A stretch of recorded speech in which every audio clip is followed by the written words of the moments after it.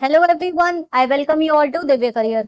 So students, today I will be starting with the IEFS Module B Important MCQs.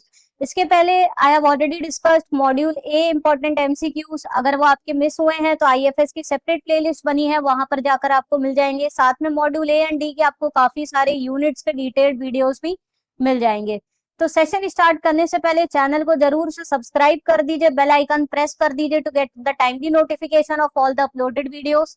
And for the PDFs of these videos, for all the latest JIB updates, do join our Telegram group. I have shared the link in the description box.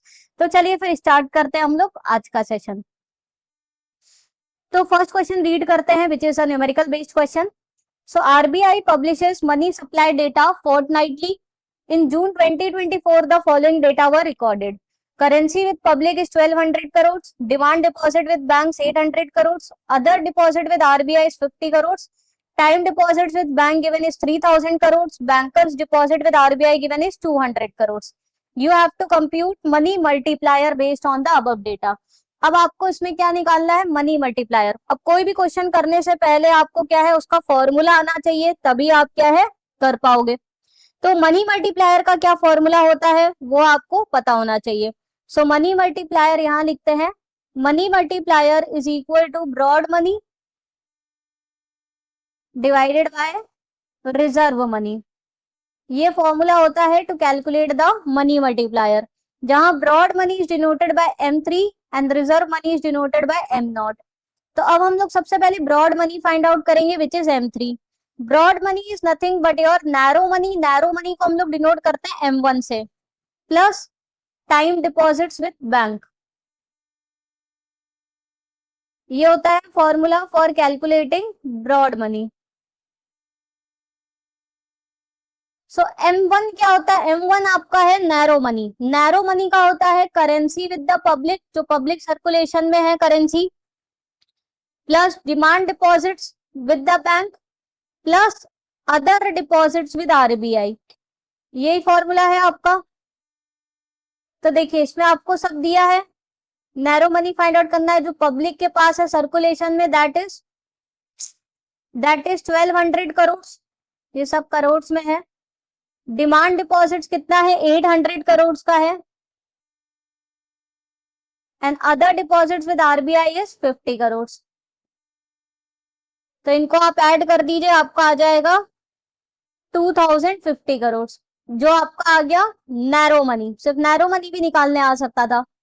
अब broad money निकाल लेते हैं, which is M1, which is broad money is equal to narrow money plus time deposits with bank. Time deposits with bank है 3000 crore, so plus 3000 crore. So broad money आ जाएगा आपका 5050 करोड़, 5050 करोड़.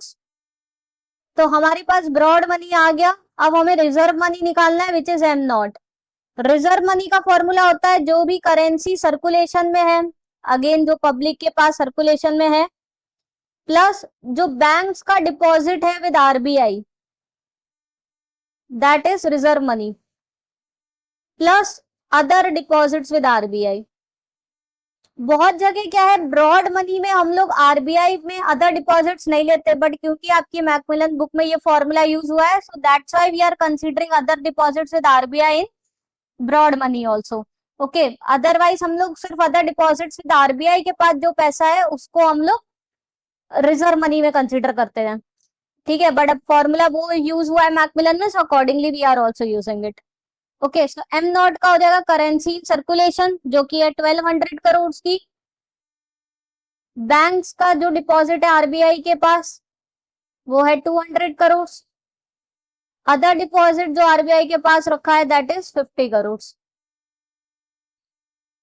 सो ये आपका आ गया 1450 करोड़. अब मनी मल्टीप्लायर निकालना था तो डिवाइड कर देंगे. M3 हमारा आया 5050 crore divided by reserve money आया 1450 करोड़. ये आपका आ जाएगा 3.48. सो option A is the right answer. Okay, तो इस तरीके से क्वेश्चंस को आते हैं एग्जाम में न्यूमेरिकल बेस्ड, जहां ब्रॉड मनी, रिजर्व मनी या मनी मल्टीप्लायर फाइंड आउट करने को आ सकता है. तो उसमें अगर आपको फॉर्मूले पता होंगे तो आप इजिली कर लोगे. ये मैंने इसका एक्सप्लेनेशन भी दे दिया न्यूमेरिकल बेस्ड क्वेश्चन का, जो आपको हमारी पीडीएफ में मिल जाएगा। पीडीएफ के लिए टेलीग्राम ग्रुप ज्वाइन कर लीजिएगा, वहां से आप ये पीडीएफ देख सकते हो। नेक्स्ट क्वेश्चन भी न्यूमेरिकल बेस्ड है, शुरू के 3-4 हमारे न्यूमेरिकल बेस्ड है questions. The following data related to Indian economy given in rupees in crore. Private final consumption expenditure is 70,000 crore, government final consumption expenditure is 20,000 crore, gross domestic capital formation is 15,000 crores, net exports given is minus 5,000 crores. You have to calculate the GDP at market price using expenditure approach. So इस तरीके से GDP find out करने आ सकती है, अब using expenditure approach से करनी है। So this is equal to private जो भी final consumption expenditure plus investment expenditure plus जो government expenditure plus exports minus import, जिसको हम लोग एक्स माइनस एम डिनोट कर सकते हैं। X is your exports and M is your imports. So consumption expenditure है 70,000 करोड़ का, इन्वेस्टमेंट जो एक्सपेंडिचर है वो है 15,000 करोड़, गवर्नमेंट का कंजम्पशन एक्सपेंडिचर है 20,000 करोड़, ये सब करोड़ में है, plus export minus import, net export दिया है यानी एक्सपोर्ट माइनस इंपोर्ट आपका माइनस में, यानी कि इंपोर्ट ज्यादा है, सो माइनस 5,000 करोड़। तो इसको आप कैलकुलेट कर लीजिए अपना कैलकुलेटर से, आपका आ जाएगा 1 लाख करोड़। तो यही आंसर होगा, option C is the right answer which is 1 lakh crore. Okay, तो ये इजी क्वेश्चन था, इस टाइप से भी जीडीपी निकालने को क्वेश्चन आता है। नेक्स्ट है the following data is given in rupees in crore, where GDP given at factor cost is 10 lakh crore, production taxes given is 50,000 crore, production subsidies given is 10,000 crore, product taxes is 70,000 crore, product subsidy is 25,000 crore. ये data दिया है and we have to calculate the GDP at market price. अब देखिए इसका formula बहुत बच्चे क्या लगाते हैं, GDP at factor cost plus product taxes minus product subsidy कर देते हैं, तो वो गलत हो जाएगा। इसका राइट फॉर्मूला जो एक्चुअल में है complete, that is GDP at market price is equal to gross value added at basic prices plus product tax minus product subsidies. ये फॉर्मूला होता है to find the GDP at market price. अब हमें पहले gross value added at basic price इसके लिए निकालना रहेगा। So gross value added at basic price का फॉर्मूला होता है GDP at factor cost plus production taxes minus production subsidy. Manufacturing करने पे प्रोडक्शन पे वो टैक्सेस और सब्सिडी यहाँ लेते हैं, फाइनल गुड्स पे जो टैक्स और सब्सिडी है वो यहाँ पर लेते हैं। So minus production subsidy. So gross value added at basic price is equal to GDP at factor cost, जो कि आपका 10 lakh crore given, plus production taxes है आपका 50,000 crore, so 50,000 crore minus production subsidy दिया है 10,000, सब करोड़ में है। सो 10 लाख प्लस 50,000 माइनस 10,000, तो ये आपका आ गया 10,40,000 करोड़। ये आपका आ गया gross value added at basic price. अब जीडीपी एट मार्केट प्राइस का फॉर्मूला ऑलरेडी सबसे ऊपर लिख दिया, gross value added at basic price आ ही गया 10,40,000 crore plus product taxes which is 70,000 crore minus product subsidies which is 25,000 crore. So this is the right formula जो आपको याद होना चाहिए। फॉर्मूलेज आपको पता है तो फिर आईएफएस के न्यूमेरिकल्स काफी इजी हो जाते हैं। तो इसको आप सॉल्व कर लीजिए, आपका आ जाएगा 10,85,000 crore. So option B is the right answer. Okay, I hope ये आपको क्लियर हो गया। जीडीपी एट मार्केट प्राइस निकालना था, जिसका फॉर्मूला था GVA at basic price plus product taxes minus product subsidies. फिर हमने जीबी एट बेसिक प्राइस निकाला which is GDP at factor cost plus production tax minus production subsidy, फिर इसको फॉर्मूले में पुट कर दिया। ओके, नेक्स्ट है where you have to calculate fiscal deficit and primary deficit. इस पर हमेशा ही हर साल एक ना एक न्यूमेरिकल क्वेश्चन आता ही आता है, तो बहुत इंपॉर्टेंट न्यूमेरिकल है। The following data relates to the union government finances for a given year where data is given in rupees in crore. Taxes revenue government की 12,000 crore, non tax revenue given है 3,000 crore, revenue expenditure है 18,000 crore, capital expenditure है 7,000 crore, recovery of loans is 1,000 crore, interest payment is 4,000 crores. You have to calculate fiscal deficit and primary deficit. तो पहले fiscal deficit निकालते हैं. इसका formula होता है fiscal deficit is total expenditure minus revenue receipts plus non debt capital receipt. इसमें हम लोग कैपिटल रिसीट कंसीडर नहीं करते क्योंकि एक्चुअल में हम लोग वही तो निकाल रहे हैं कि कितनी बोरोइंग्स की रिक्वायरमेंट है. सो टोटल रिसीट नहीं लेते हैं, रेवेन्यू रिसीट लेते हैं पूरी और नॉन डेट कैपिटल रिसीट लेते हैं जो कि नॉन बोरोइंग फॉर्म में है. Okay so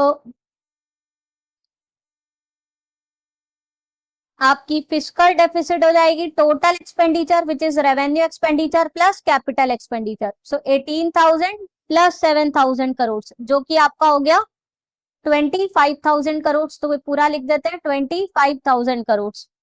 okay minus revenue receipt कितनी है, तो रेवेन्यू रिसीट में आप इसमें ले लोगे पूरी tax revenue plus non tax revenue 12,000 plus 3,000 यानी 15,000 crore plus non debt capital receipt. अब इसमें डेट कैपिटल रिसीट अलग से दी नहीं है. जो रिकवरी ऑफ लोन्स है वो आपका नॉन डेट कैपिटल रिसीट, क्योंकि कैपिटल डेट कैपिटल रिसीट होता है कि अगर आपने कोई बोरो किया है बट आपने कुछ लोन दिया था उसका रीपेमेंट आपको वापस मिला है वो आपने रिकवर किया है. So that comes under non debt capital receipt. So plus 1,000 crore. So fiscal deficit is 25,000 minus 15,000 plus 1,000 यानी minus 16,000 crore which is equal to 9,000 crore. ठीक है, तो फिस्कल डेफिसिट का फॉर्मूला यही होता है total expenditure minus revenue receipts और माइनस आप किसको करते हो नॉन डेट कैपिटल रिसीट्स को.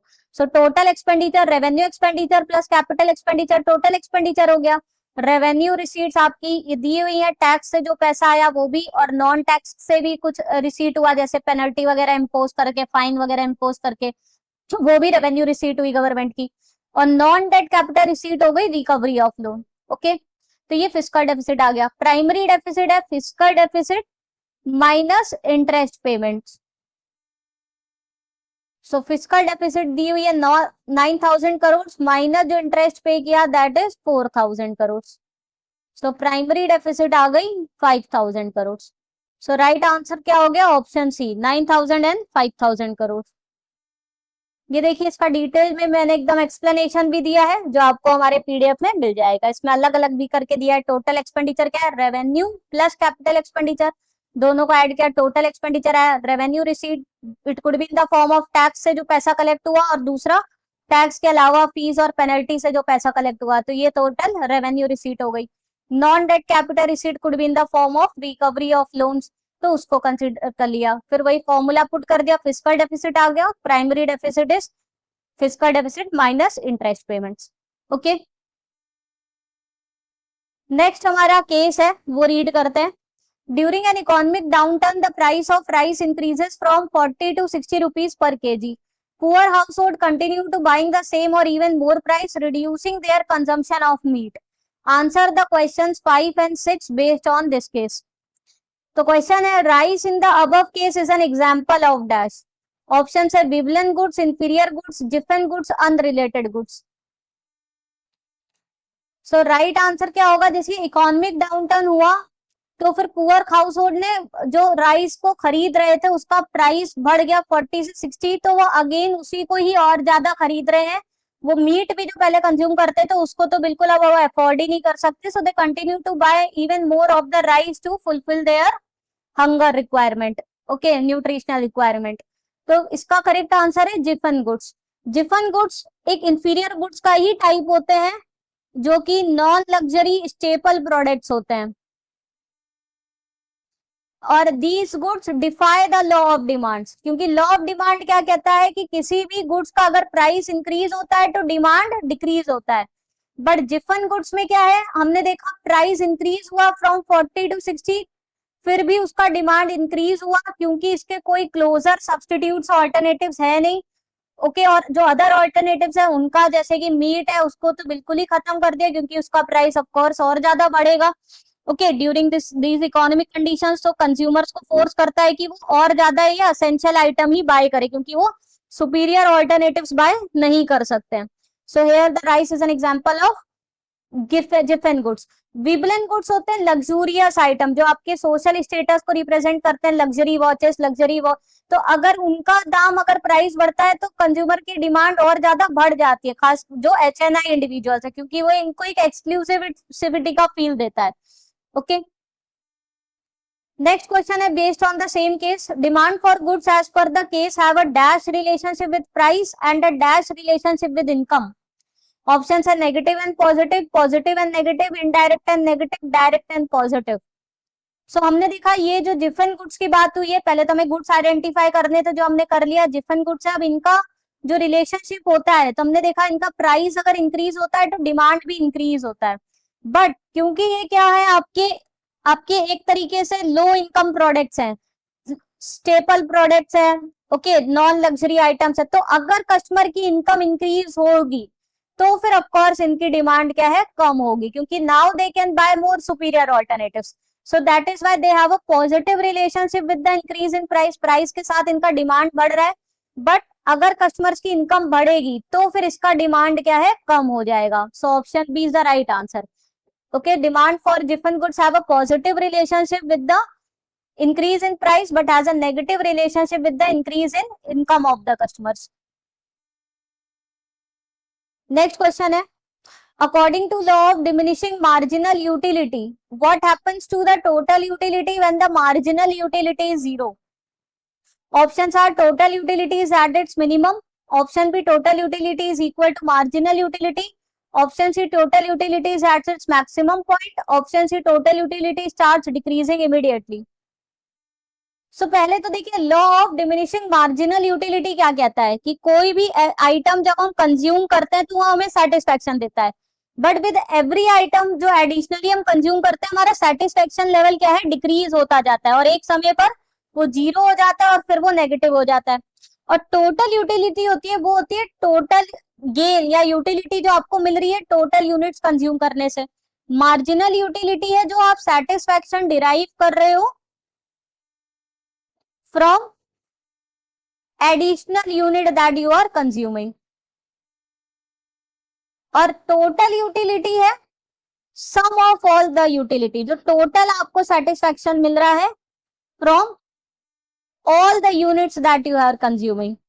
ये सेटिस्फेक्शन बताता है फ्रॉम वन एडिशनल यूनिट जो आप कंज्यूम कर रहे हो, मार्जिनल यूटिलिटी के एडिशनल कितना सेटिस्फेक्शन मिल रहा है from consuming an additional unit. Total utility बताता है total satisfaction that you are deriving from total units that you have consumed. तो जब तक मार्जिनल यूटिलिटी आपका पॉजिटिव रहता है, टोटल यूटिलिटी राइज करता है, दो स्लोअर रेट पे राइज करता है बट वो राइज करता है। फिर एक ऐसा पॉइंट आ जाता है जहां मार्जिनल यूटिलिटी आपकी क्या हो जाती है, जीरो हो जाती है।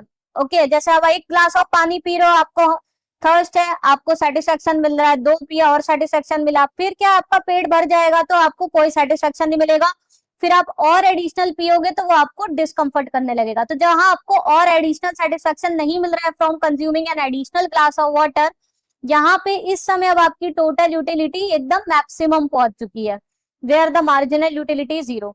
फिर एक समय पर जब आपको डिस्कम्फर्ट फील होने लगता है तो आपको जो एडिशनल सेटिस्फेक्शन मिलना है that goes in negative.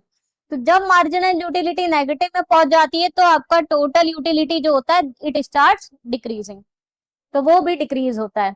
Okay, सो इस तरीके से there is a relationship between the marginal and total utility. तो यहाँ पे पूछा है जब मार्जिनल यूटिलिटी जीरो होती है तब टोटल यूटिलिटी क्या होती है, तब वो एकदम मैक्सिमम पॉइंट पे होती है। Option C is the right answer, उसके बाद इट स्टार्ट्स डिक्रीजिंग। नेक्स्ट है, according to classical theory of interest what is the impact of increase in the interest rate on the saving schedule. Option A downward sloping towards the right, option B upward sloping towards the right, option C downward sloping towards the left, option D upward sloping towards the left। सो देखिए, जब interest rate increase होता है तो savings पे क्या impact पड़ता है ये पूछा है।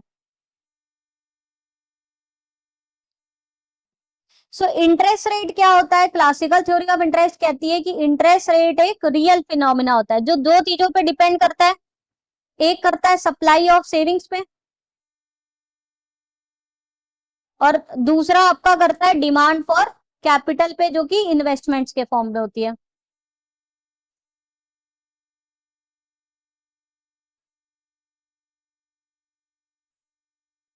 सो सप्लाई ऑफ सेविंग्स क्या है? वो इंक्रीज करती है with the increase in interest rate.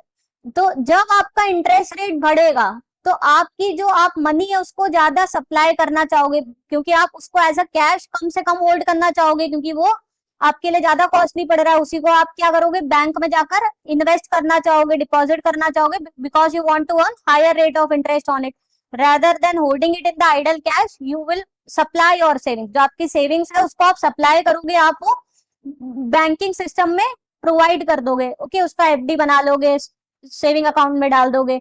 So with the increase in interest the supply of saving also increases. साथ में इंक्रीज इन इंटरेस्ट के साथ जो डिमांड होता है, जो कि बिजनेसमैन को इन्वेस्टमेंट पर्पज के लिए चाहिए रहता है, वो क्या होता है? डिक्रीज करने लगता है। तो एक तरीके से इंटरेस्ट रेट के हिसाब जब बढ़ता है with the increase in interest rate, तो आपका क्या होता है? इंटरेस्ट रेट जैसे जैसे बढ़ता है तो वैसे वैसे आपका जो सप्लाई ऑफ सेविंग्स है वो तो बढ़ता है, वो अपवर्ड रहता है। बट इन्वेस्टमेंट के लिए अब आपको पैसा चाहिए, उसमें आपको इंटरेस्ट पे करना पड़ेगा। So with the increase in interest demand क्या होगी इन्वेस्टमेंट के लिए? वो कम होती जाएगी। तो ऐसा पॉइंट जहां पर दोनों इंटरसेक्ट करेंगे, इक्विलिब्रियम। ओके, उसी रेट ऑफ इंटरेस्ट को हम लोग क्या है? डिटरमाइन करते हैं कि वो कौन सा इक्विलिब्रियम रेट ऑफ इंटरेस्ट है जहां पर आपका savings become equal to your investment. Okay, so अगर इंटरेस्ट रेट इंक्रीज हो रहा है सो आपका सेविंग कर्व क्या होगा? It would be upward sloping towards the right. Option B is the right answer, क्योंकि ज्यादा रेट ऑफ इंटरेस्ट है तो आप ज्यादा सप्लाई करना चाहोगे अपना पैसा बैंकिंग सिस्टम पे, rather than keeping it in the cash. Okay, next है classical theory assumes that if interest rate falls investment must rise, which Keynesian objection directly challenge this? अभी हमने देखा क्लासिकल थ्योरी क्या कह रही है? अगर इंटरेस्ट रेट गिरेगा तब तो डिमांड फॉर कैपिटल बढ़ेगी इन्वेस्टमेंट के लिए, क्योंकि उनको कम रेट ऑफ इंटरेस्ट पे बिजनेस को लोन मिल रहेगा। बट जो जेम केनीज है उसने इसको ऑब्जेक्ट किया। उन्होंने क्या कहा? Option A, interest is a reward for savings. Option B, investment is solely dependent on the interest rate changes. Option C, investment depends upon the marginal efficiency of capital and future expectation. Option D, interest is a reward for parting liquidity. So classical ने कहा कि investment इसलिए बढ़ रहा है क्योंकि interest rate fall कर रहा है, बट केनीज ने क्या कहा? इसीलिए सिर्फ नहीं बढ़ रहा है, इंटरेस्ट रेट कम हो रहा है इसीलिए सिर्फ इन्वेस्टमेंट नहीं बढ़ रहा है। इन्वेस्टमेंट और किस पे डिपेंड करता है? It also depends upon the marginal efficiency of capital, कि आप जो पैसा बोरो कर रहे हैं इन्वेस्टमेंट पर्पस के लिए, जब तक उसका रिटर्न पॉजिटिव आ रहा है और ये ज्यादा है in comparison to the interest that you are paying, तब तक डिमांड बढ़ेगी। अगर मार्जिनल एफिशिएंसी कम हो जाएगी, जो आप पैसा इन्वेस्ट कर रहे हो उससे मिलने वाला रिटर्न आपको कम है in comparison to interest that you are paying on the loan, तो डिमांड कम होगी। So it also depends upon the marginal efficiency and also depends upon the future expectation, कि आप जो इन्वेस्टमेंट में पैसा लगा रहे हो उससे आपको कितना और फ्यूचर में हाई रिटर्न मिल सकता है, तभी आप डिमांड करोगे। सो रेदर देन जस्ट कि इन्वेस्टमेंट सिर्फ इंटरेस्ट रेट की वजह से डिपेंड है, उसके साथ साथ वो मार्जिनल एफिशिएंसी ऑफ कैपिटल और फ्यूचर एक्सपेक्टेशन फैक्टर्स पे भी डिपेंडेड है। So option C is the right answer. दूसरा, केनीज ने ये तो बोला ही था कि इंटरेस्ट क्या है, हमें इसलिए मिल रहा है because we are parting away with the liquidity, but इस ऑप्शन का इस क्वेश्चन से रिलेशन नहीं है। दो, केनीज ने ये भी ऑब्जेक्ट किया था क्योंकि क्लासिकल थ्योरी ने कहा था कि हम लोग क्योंकि सेव कर रहे हैं पैसा अपने पास rather than consuming it, we are saving it, इसलिए हमें इंटरेस्ट एज अ रिवॉर्ड मिल रहा है। बट केनीज ने कहा ऐसा नहीं है, आप सेव तब भी कर सकते हो जब इंटरेस्ट रेट बढ़ेगा। ओके, तो उन्होंने कहा इंटरेस्ट आपका रिवॉर्ड है because you are parting away with the liquidity. Next है, supposedly at the current high rate of interest at 14%, what should be preferred by investor to increase his return in the Keynesian two asset economy? Options are hold cash, purchase bonds, sell the bonds at current price, wait for the interest rates to fall. अब Keynesian ने to asset economy की बात करी है, जहां उन्होंने कहा है कि जो लोग हैं वो सिर्फ दो ही फॉर्म में एसेट्स को होल्ड करते हैं। पहला, they will hold it in the form of cash, money के फॉर्म में या फिर करेंट अकाउंट के फॉर्म में रखेंगे, जहां पर उनको कोई भी इंटरेस्ट अर्न नहीं होगा, चाहे आप आइडल कैश के फॉर्म में रखो तब भी इंटरेस्ट नहीं मिलेगा, या करंट अकाउंट में रखो तो भी इंटरेस्ट नहीं मिलेगा। और दूसरा वो क्या करेंगे, या तो उसका वो लॉन्ग टर्म बॉन्ड्स परचेज करेंगे। ठीक है, तो टू असेट इकोनॉमी में दो असेट्स की बात हुई है, either the people will hold the money in the cash form or they would deposit in the current account. In both the cases they would be earning no interest. And second option, वो portfolio में क्या कर सकते हैं, कुछ long term bonds hold कर सकते हैं। तो अब इस केस में क्या दिया है, अगर हमने ये सपोज किया है कि करंट रेट ऑफ इंटरेस्ट हमारा काफी हाई है मार्केट में, which we have assumed it to be 14%, तो ऐसे केस में इन्वेस्टर क्या करना चाहेंगे, तो अगर हाई रेट ऑफ इंटरेस्ट है तो वो कैश तो होल्ड करना नहीं चाहेंगे, क्योंकि उसमें क्या उनका ही लॉस हो रहा है, वो ऑफकोर्स इन्वेस्ट ही करना चाहेंगे कि उनको हाई रेट ऑफ इंटरेस्ट का फायदा मिल सके, कैश में तो उनको कोई भी इंटरेस्ट रेट अर्न नहीं होगा। बॉन्ड्स को परचेज करेंगे, बिल्कुल बॉन्ड्स को परचेज करेंगे because they want to earn high rate of interest on these bonds, so option B is the right answer. Sell the bonds, bonds को क्यों सेल कर देंगे अभी करंट प्राइस पे, जब हाई रेट ऑफ इंटरेस्ट होता है तो वैसे भी बॉन्ड का प्राइस लो होता है, क्योंकि बॉन्ड प्राइस जो होता है that is inversely related to the interest rate, तो वैसे भी वो इनवर्सली रिलेटेड, अगर बहुत हाई रेट ऑफ इंटरेस्ट है यानी बॉन्ड का प्राइस बहुत कम होगा इस समय, तो वो क्यों बॉन्ड को सेल करेंगे, बल्कि वो बॉन्ड में इन्वेस्ट करेंगे कि उनको हायर रेट ऑफ इंटरेस्ट मिल सके, और वेट क्यों करेंगे इंटरेस्ट रेट फॉल हो। ठीक है, so option B is the right answer. Next है the desire to hold the cash for daily purchases like food and transport is known as cash. Option A speculative motive, precautionary motive, transaction motive, investment motive. So Keynesian ने कहा था कि लोग जैसे cash hold करते हैं तो उसके होल्ड करने के तीन मोटिव हो सकते हैं, it could be speculative motive, precautionary motive और ट्रांजेक्शन मोटिव, ये तीन मोटिव की बात करिए।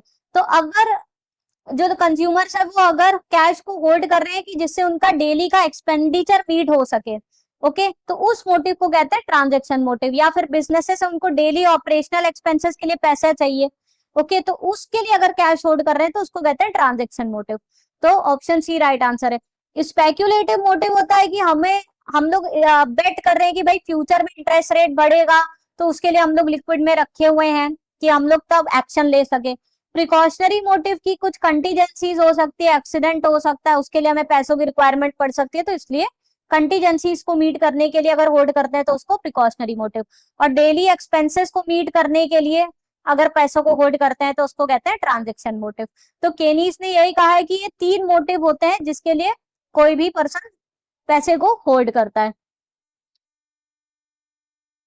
नेक्स्ट है according to ISLM framework the increase in the government spending on the infrastructure will cause dash. Option है inward shift in IS curve, option B outward shift in IS curve, upward shift in LM curve, downward shift in LM curve. So अगर government spending बढ़ा रही है, इसका मतलब ये किसका example है, this is an example of fiscal expansion, जहां पे गवर्नमेंट क्या कर रही है, एक्सपेंडिचर बढ़ा रही है, पब्लिक इंफ्रास्ट्रक्चर पे बढ़ा रही है, या फिर टैक्स रेट कम कर रही है। तो जिस तरीके से मतलब क्या है, गवर्नमेंट का एक्सपेंडिचर बढ़ रहा है, गवर्नमेंट की इनकम भले ही कम हो रही है लेकिन उसका पब्लिक के ऊपर खर्चा कर रही है, या फिर टैक्स रेट कम कर रही है, तो वो उसको क्या कहेंगे, फिस्कल एक्सपेंशन। अब फिस्कल एक्सपेंशन की वजह से क्या होता है, ये इंटरेस्ट रेट है, यहाँ इनकम है, तो फिस्कल एक्सपेंशन की वजह से जो LM कर्व होता है जो कि सप्लाई ऑफ मनी को डिटरमाइन करता है, तो सप्लाई ऑफ मनी का गवर्नमेंट तो कुछ नहीं कर सकती, वो RBI के कंट्रोल में है, तो LM कर्व तो वही रहेगा। IS कर्व जो कि डाउनवर्ड करता है पॉइंट, ओके, IS कर्व क्या होता है, LM कर्व अपवर्ड होता है with the increase in interest rate, okay, और with the increase in income and interest rate का कॉम्बिनेशन पर IS कर्व आपका डाउनवर्ड होता है। ठीक है, तो ये होता है, बट जब फिस्कल एक्सपेंशन होता है जहां गवर्नमेंट पब्लिक के ऊपर खर्चा बढ़ा रही है, तो उस केस में क्या होता है, उस केस में ज्यादा डिमांड बढ़ जाती है, गुड्स की ज्यादा डिमांड बढ़ जाती है, लोगों की इनकम और ज्यादा हाई हो जाती है, मे बी टैक्स लो कर दिया, तो उसकी वजह से जो IS कर्व है वो राइटवर्ड मूव करता है, outward rightward.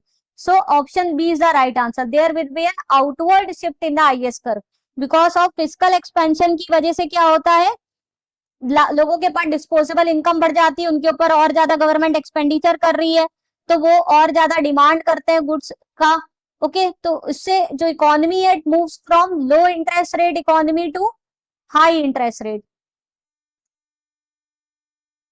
and low income to high income. So there will be an outward shift in IS curve. Okay.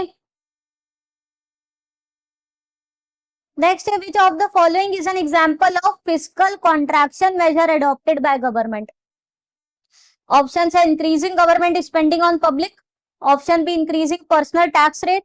Option C, reducing personal tax rate. Option D, increasing income level. तो fiscal contraction government कब कर रही है? वो चाहती है inflation कम हो. Okay, तो वो क्या करेगी? मनी सप्लाई को कम करना चाहेगी. मनी सप्लाई डायरेक्टली कम करना गवर्नमेंट के हाथ में नहीं है, वो फिस्कल पॉलिसी के अंदर नहीं आता, वो मॉनिटरी के अंदर आएगा जो आरबीआई देखेगी. सो फिस्कल कॉन्ट्रैक्शन वो किस तरीके से करेगी? मतलब वो अपने एक्सपेंडिचर कम कर रही है, वो टैक्स रेट बढ़ा देगी, लोगों का डिस्पोजेबल इनकम कम हो जाए, जिससे कि उनकी एग्रीगेट डिमांड गुड्स की कम हो जाए, इन्फ्लेशन प्रेशर कम हो जाए. Okay, and the economy would move towards lower interest rates. So option B is the right answer. Government would increase the personal tax rate. This is an example of fiscal contraction, जहां पे वो disposable income कम कर रही है. Next, in the ISLM framework, central bank decision to enhance the money supply will lead to dash. Option A, leftward shift in LM curve, rightward shift in LM curve, rightward shift of IS curve, leftward shift of IS curve. तो आपको याद रखना है, जब हम central bank के decision की बात करेंगे तो हम मॉनेटरी डिसीजंस की बात करेंगे, जब हम गवर्नमेंट की बात करेंगे तब हम फिस्कल डिसीजंस की बात करेंगे. सो गवर्नमेंट की वजह डिसीजंस में फिस्कल एक्सपेंशन और कॉन्ट्रैक्शन से आईएस कर्व में मूवमेंट होगा, और सेंट्रल बैंक की डिसीजंस की वजह से एलएम कर्व में मूवमेंट होगा, जो कि लिक्विडिटी मनी सप्लाई को रिप्रेजेंट करता है. ओके, सो यहाँ पर अगेन अगर हम कर्व को अपने बनाते हैं, जहां पे ये इनकम है, इंटरेस्ट रेट जो हमने बताया था, IS curve slopes downward and LM curve आपका स्लोप्स अपवर्ड होता है. तो अगर सेंट्रल बैंक मनी सप्लाई को इनहेंस कर रही है, तो यानी कि आपका एलएम कर्व क्या हो रहा है? राइटवर्ड शिफ्ट हो रहा है, यहां पर आ जाएगा आपका. ओके, अगर वो एक्सपेंशन की बात हो रही है, मतलब कि मनी सप्लाई को बढ़ाया जा रहा है, आरबीआई ऐसे एक्शंस ले रही है, जैसे कि मान लीजिए बॉन्ड परचेज कर दिए, तो मनी सप्लाई क्या होगा? मार्केट में बढ़ जाएगा. So there would be a rightward shift in the LM curve. Next, what is the final equilibrium result of monetary contraction in the ISLM model? Option है increase in the interest rates and decrease in income, a decrease in the interest rates and increase in income, higher interest rates and higher output, lower interest rates and lower output. So अगर RBI monetary contraction measures ले रही है by reducing the supply of money, जब supply of money कम होता है, okay, उसका तो उससे क्या रिजल्ट आएगा? अगर सप्लाई ऑफ मनी कम है तो फिर इंटरेस्ट रेट क्या होगा? बढ़ जाएगा और इनकम लेवल डिक्रीज हो जाएगा. Option A is the right answer.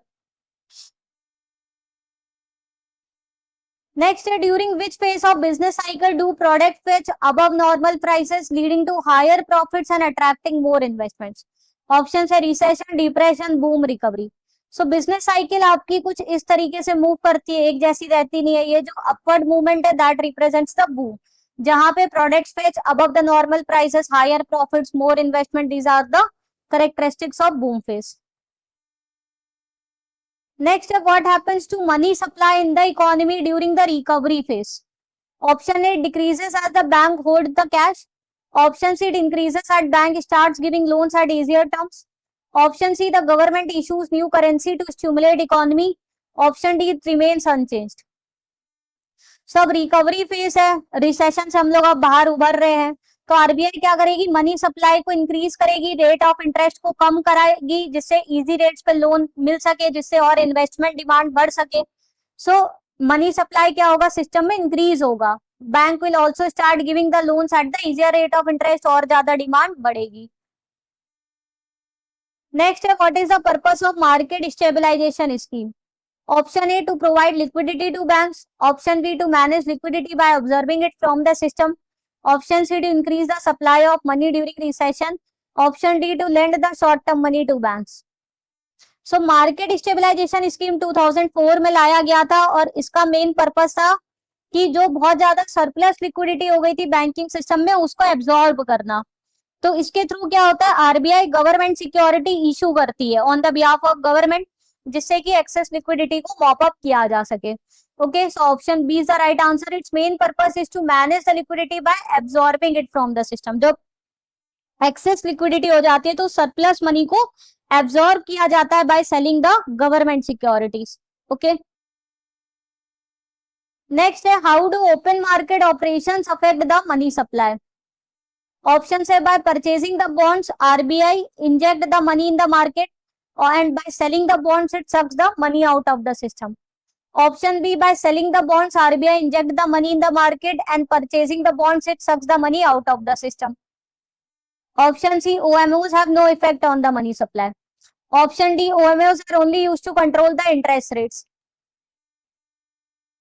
So open market operations के थ्रू आरबीआई क्या करती है, गवर्नमेंट सिक्योरिटीज को मार्केट में परचेज सेल करती है। तो अगर उनको मनी सप्लाई बढ़ाना रहता है मार्केट में तो वो परचेज कर लेगी बॉन्ड्स को और मनी सप्लाई इंक्रीज करेगी, पैसे रिलीज करेगी। और अगर उनको एब्जॉर्ब करना है मनी को तो वो सेल करेगी। So option A is the right answer. Next, according to NK Singh committee what is the targeted debt to GDP ratio for the centre and states. Option है 60% for centre and 40% for the states, 40% for centre and 20% for states. Option C 20% for centre and 40% for states. Option D 50% for centre and 50% for states. So NK Singh committee ने कहा कि हम जो date है that would be the main indicator okay fiscal policy के लिए। तो उसको डेट टू जीडीपी रेशियो को कम करना है।